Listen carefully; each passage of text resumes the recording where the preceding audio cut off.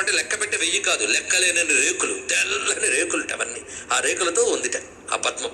ఆ పద్మోద్యంలో కర్ణిక అంటే పెద్ద దుద్దు, చాలా విశాలమైన దుద్దు ఉన్నది.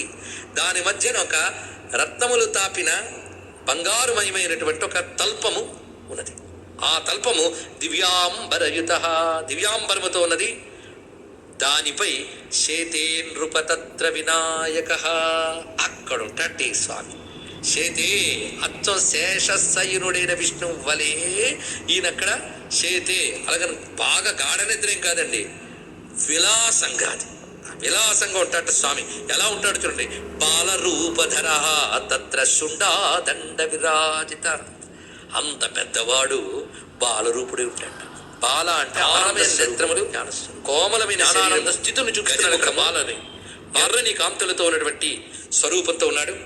అలా ఉంటే ఆయన పాదములు పడుతూ 2 ఉంటారు అక్కడ. వాళ్ళు సిద్ధి బుద్ధి ఆయన పాదములు పడుతూ ఉంటారు ఆ తల్లులు.